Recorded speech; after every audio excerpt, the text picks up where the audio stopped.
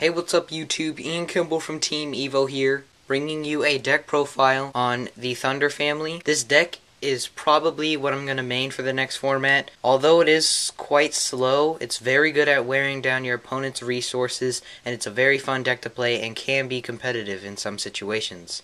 As always, we are profiling the main deck, the side deck, and the extra deck. So we'll go ahead and start with the profile. So let's start off with the monsters. First, I have 2 Thunder Seahorse. I would play a third, but I don't own a third at the moment. But it is a really good card. It's an instant +1 just by discarding it from your hand. It does not need to go to the grave, and it is eligible to summon with your other Thunder monsters. Next, we have Mahunder. Mahunder is a level 4 light Thunder type monster, just like the rest of the Thunder family. And she allows you to additionally normal summon a level 4 Thunder type monster from your hand as an additional normal summon. And you cannot normal summon herself. So if I summon a Mahunder, I cannot activate her effect to additionally normal summon another Mahunder. Also, an important thing to know is that their effects have to be declared to activate. They do not happen on summon. It is a once per turn effect, so if you special summon it from the grave from, let's say, a monster reborn, you can still activate her effect. Her effect does not happen on summon, so you can enter the battle phase, attack, main phase 2, activate her effect. Very strong card, definitely staple.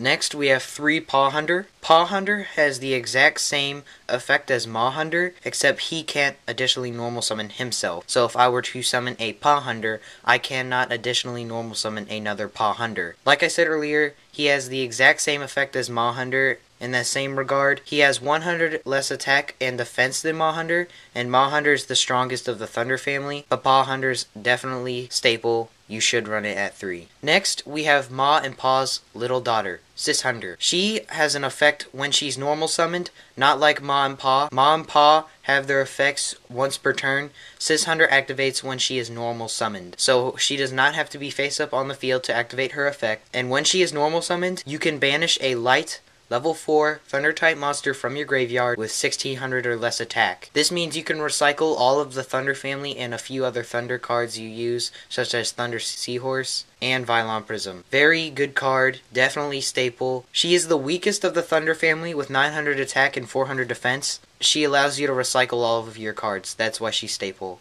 And that's it for the Thunder family. I completely recommend you run 3 of each Thunder family because you don't want to draw 2 of them and then Seahorse not being live. If Seahorse is not live, then you're not going to be plussing and getting card advantage over your opponent. Next, I run 1 Kaalhn Prism. Running 2 is your personal preference. I just prefer to run 1. My main goal in the deck is not to Synchro. He's just in there as a good tech. But if you want to run 2, so you can search him with Thunder Seahorse, he is eligible to search with Thunder Seahorse. You can play 2. He is a very, very strong tuner in this deck. He is a level 4 light Thunder type monster, which means he can be used as an additional normal summon from Pa or Ma's effect. You can Synchro really easily into level 8s, and his secondary effect is very, very good. When he is sent from the monster zone to the graveyard, you can target one face-up monster you control, equip this card to that target, and that card gains 1000 attack during the damage step. You have to pay 500 life points to activate his effect,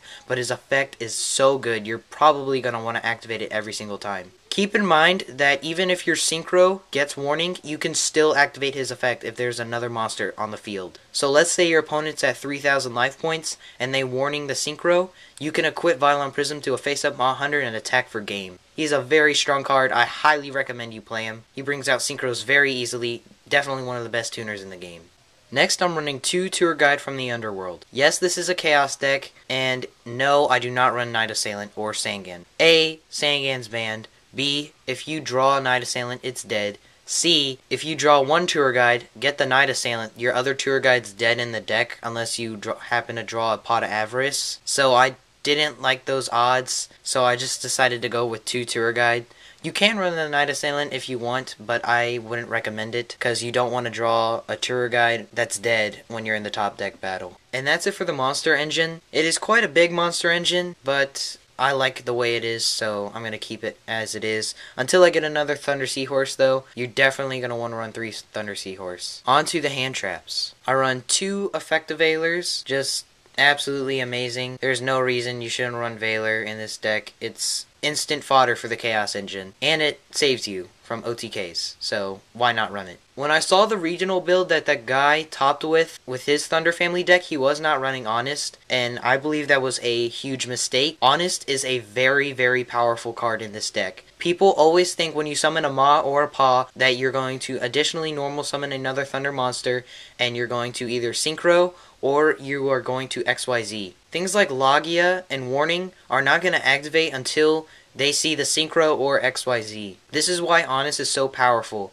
because you can normal summon a Thunder type monster, activate their effect, normal summon another one, enter battle phase, drop Honest on them, and then their Logia dies. So it's a very, very powerful card. I highly recommend you play it. Next, we have 2 Max C. There is no explanation for Max C. It's such a good card. Next is 2 Tragodia. Tragodia is a very, very powerful card in this deck. It is one of the main push cards I run because it is that good. You get some very, very fat hands with this deck because of Thunder Seahorse. Trag becomes 4200 like all the time. There is no reason you should not run Trag. He is very, very crucial early game and mid game. Once your opponents waste all their resources trying to get rid of this Trag, you start getting in with your XYZs, and eventually you finish off the game with your boss monsters. Gores, because it stops OTKs. And that's it for the hand traps. I do run a lot of hand traps. I love hand traps.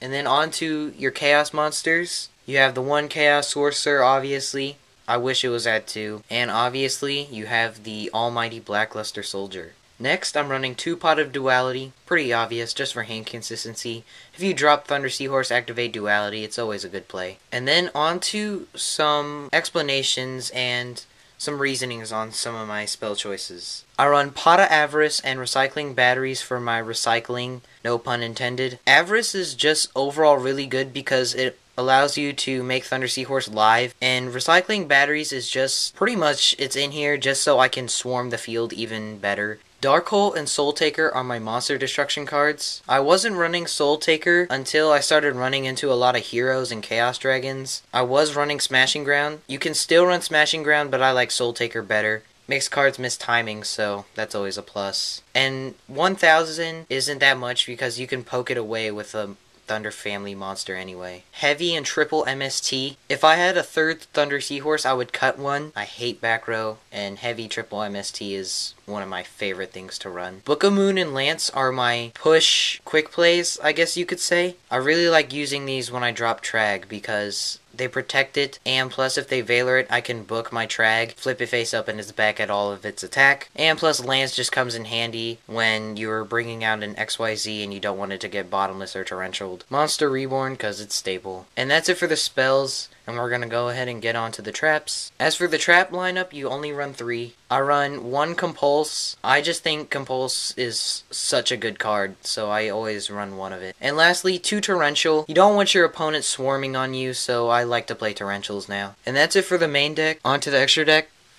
So first, we have the token.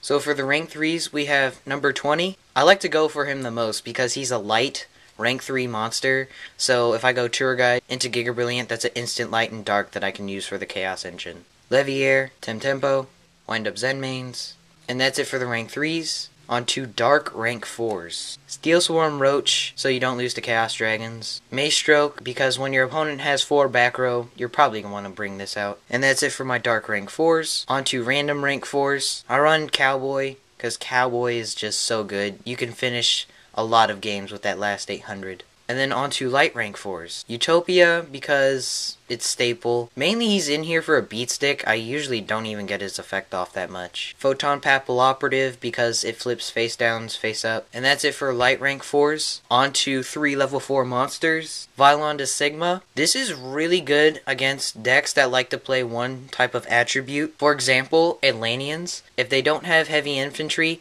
this is not going to go off the field, and you can just keep smacking into Megalos and they're going to keep dying. So this card's really, really good. Utopia Ray, Shockmaster, and that's it for 3 level 4 monsters, and it's also it for the XYZs. On to level 8 Synchros. I run Red Dragon Archfiend. When you stare at your opponent with a 4000 attack Red Dragon Archfiend, it is very, very intimidating. Scrap Dragon. I tend to go for Scrap Dragon the most because Vylon Prism is instant fodder for its effect. And lastly, Stardust Dragon. That's it for the extra deck. On to the side deck. So the side deck consists of 1 Effect Veiler, 1 Max C, 1 Spirit Reaper, 2 Snowman Eater, 2 Thunder King Ryo, 2 System Down, 1 Mind Crush. This card is actually probably going to go up to 2 in the side deck because it's so good. 1 Dust Tornado, 2 Macrocosmos, and lastly, 2 Royal Decree. That's it for the side deck, and that completes the deck profile. So I hope all of you enjoyed this deck profile. If you did, please like and subscribe to our channel. We will be posting up more content